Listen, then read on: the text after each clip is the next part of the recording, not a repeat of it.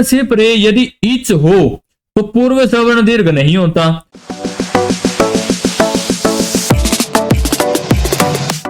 ओम नमस्ते जी। आज का हमारा विषय सुबंत प्रकरण में अजंत सुबंत के पुल्लिंग शब्दों में राम शब्द को सिद्ध करना रहेगा। क्या रहेगा?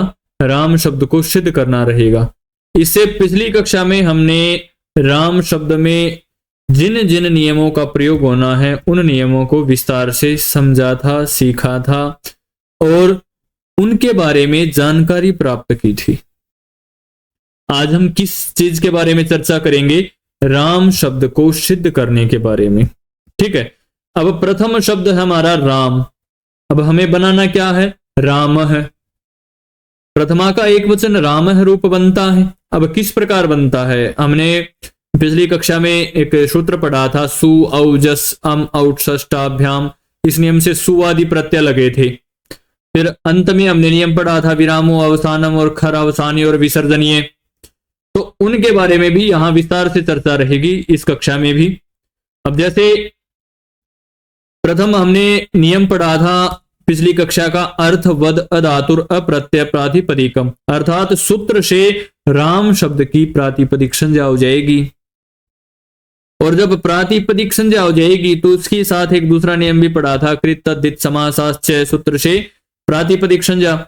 गयाप प्रातिपदिकात ये एक अधिकार सूत्र है, इसमें प्रत्यय भी आएगा और परस्य भी आएगा। ये तीनों नियम एक साथ रहते हैं। यहां पर हमने केवल गयाप प्रातिपदिकात को ही आपके सामने प्रदर्शित किया है। ठीक है। तो इसी कड़ी में जब आगे बढ़ते हैं तो नियम आता है सु औ जस अम औट षष्टाभ्याम भिस गेभ्याम भ्यस गसीभ्याम भ्यस गस ओस आम गी ओस सुप। इस नियम से क्या होगा? सु प्रत्यय आ जाएगा। अब राम है, प्रथमा का एक वचन है, तो प्रथमा का एक वचन में कौन सा प्रत्यय आएगा? सु आएगा। द्वितीय में द्विवचन में आएगा औ। अब जब सु प्रत्यय आ जाएगा तो हमने नियम पढ़ा था पिछली कक्षा में, द्वे कयोर द्विर्वचनई क वचने। सूत्र से एक वचन और द्विवचन संज्ञा होती है। अब यहां एक वचन का रूप है तो एक वचन संज्ञा हो गई, जहां द्विवचन का होगा तो यहां द्विवचन संज्ञा हो जाएगी। तो एक नियम और बहुत ही महत्वपूर्ण आया है जो हमने पिछली कक्षा में नहीं पढ़ा था, परंतु वो यहां आवश्यक है। अब प्रथम विभक्ति का रूप है राम है, तो उसके लिए भी आचार्य पाणिनि ने व्यवस्थित ढंग से एक नियम बना रखा है, प्रातिपदिकार्थ। क्या नियम है? प्रातिपदिकार्थ लिंग परिमाण वचन मात्रे प्रथमा।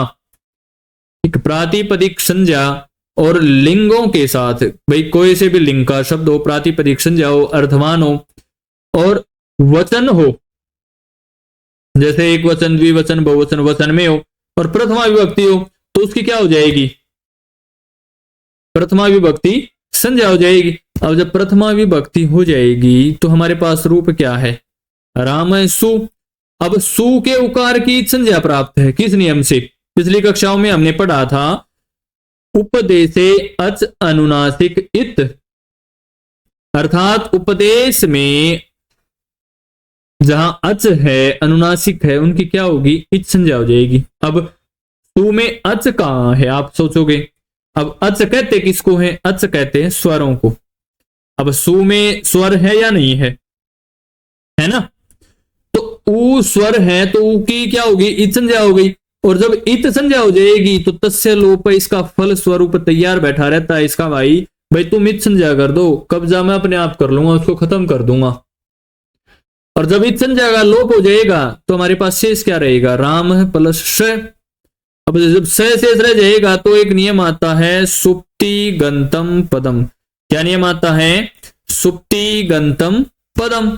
क्या कहता है? सूत्र से पद संज्ञा हो जाएगी। राम शह की पद संज्ञा होने के बाद तो एक पिछली कक्षाओं में नियम पढ़ा था, सस जुसो रु, सूत्र से सकार को रु आदेश हो जाएगा।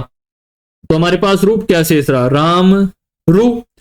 और अब जब राम रू शेष रहेगा तो उपदेश से अजनुनासिक पुनः आ गया, रू की संज्ञा कर दी, तस्य लोप से लोप कर दिया, तो हमारे पास शेष क्या रहा? राम र, यही शेष रहा ना।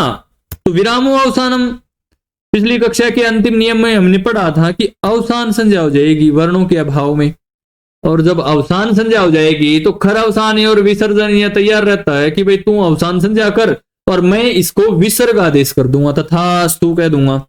और जब विसर्ग आदेश हो जाएगा तो हमारा राम रूप बन जाएगा। और हमें बनाना क्या था? राम ही बनाना था, यही बनाना था जी। तो राम सिद्ध हो गया ना। इसी कड़ी में जब आगे बढ़ते हैं तो एक नियम आता है सरूपाणाम में कशेष एक विभक्तौ। क्या नियम आता है? सरूपाणाम एक अशेष एक विभक्तौ। क्या कहता है कि एक विभक्ति अर्थात समान विभक्ति परे होने पर या परे रहने पर जो समान रूप दिखाई देते हैं उनमें से एक ही शेष रहता है। अब राम है रामऊ, अब रामऊ में दो के लिए दो द्विवचन आता है, दो शब्द अर्थात दो के लिए रामऊ का प्रयोग किया जा रहा है। तो वहां जब हम सिद्धि करेंगे तो उसमें क्या आएगा? देखिए इसके बारे में हमने यहां विस्तार से चर्चा कर रखी है। हम जानते हैं कि एक की विवक्षा में एक वचन, दो की विवक्षा में द्विवचन और बहुत की विवक्षा में बहुवचन का प्रयोग होता है। तो दो की विवक्षा में शब्द का दो बार उच्चारण प्राप्त होता है और दो से अधिक की विवक्षा में अनेकों बार उच्चारण प्राप्त होता है। लिखते हैं तो भी दो बार लिखना पड़ेगा, राम है राम है, ठीक है। अब जब दो बार लिखना पड़ेगा राम है राम है, तो यह सूत्र क्या कहता है? इस सूत्र के द्वारा यह नियमन किया जाता है कि जहां पर ऐसे शब्दों का एक से अधिक बार उच्चारण प्राप्त होता हो तो एक विभक्ति परे रहते उनमें से एक ही शेष रहता है। जैसे दो राम की विवक्षा में दो राम दो बार उच्चारण प्राप्त होता है और द्विवचन का प्रत्यय प्राप्त होता है। जैसे राम है यही है, और औ प्रत्यय आया क्योंकि दोनों शब्दों से एक ही विभक्ति लगी है, अतः इनमें से एक ही शेष रहेगा और स्थिति होगी राम है औ। यह नियम तभी लागू होता है जब दोनों शब्दों का रूप समान दिखाई दे। अब आगे उदाहरण भी दे दिया ना, यदि आपके सामने दो शब्द है राम और कृष्ण, तो इसमें ये यहां पर दोनों शब्द समान नहीं है, अतः इसमें एक शेष नहीं रहेगा, इसमें तो दोनों ही शेष रहेंगे। यदि दोनों समान दिख रहे हैं तो एक शेष रहेगा, अपितु दोनों शब्द ही विद्यमान रहेंगे। दो शब्द जैसे दो राम, इस विवक्षा में स्थिति होगी राम औ। अब इसी कड़ी में आगे बढ़ते हैं तो एक नियम आता है प्रथमयो पूर्व सवर्ण है। क्या नियम आता है? प्रथमयो पूर्व सवर्ण। अब प्रथमयो पूर्व सवर्ण क्या कहता है कि जब प्रातिपदिक के अंत में अक अर्थात अ ई उ हो और उससे परे प्रथमा और द्वितीया की आजादी विभक्ति हो तो दोनों को क्या हो जाएगा? पूर्व सवर्ण दीर्घ एक आदेश होता है। अब जैसे राम है प्लस औ आ रहा है, यहां वृद्धि रेची एक नियम आता है जो वृद्धि आदेश करता है। सूत्र से वृद्धि प्राप्त है, परंतु उसे बांधकर प्रथमयो पूर्व सवर्ण है नियम से पूर्व सवर्ण दीर्घ आदेश हो गया। अब जब पूर्व सवर्ण दीर्घ आदेश होगा तो क्या होगा? पूर्व सवर्ण दीर्घ आदेश प्रथमयो पूर्व सवर्ण ने कर दिया, परंतु इसके आगे एक नियम और हमने पढ़ा है 6 अध्याय के पहले पाद का 104वां नियम नादीची। अब नादीची क्या कह रहा है कि अवर्ण से परे यदि इच हो तो पूर्व सवर्ण दीर्घ नहीं होता, और जब पूर्व सवर्ण दीर्घ नहीं होगा तो राम औ में अवर्ण से परे औ प्राप्त होता है। तो जो ईच अर्थात ई उ री ए ओ ऐ औ में अर्थात इच प्रत्यार में आता है, अतः पूर्व वर्ण से प्राप्त पूर्व सवर्ण दीर्घ का निषेध हो जाएगा। और जब पूर्व सवर्ण दीर्घ का निषेध होने पर पुनः वृद्धि रेची नियम से यहां वृद्धि आदेश हो जाएगा, और वृद्धि आदेश हो जाएगा तो राम रूप हमारा बन जाएगा। समझ में आया?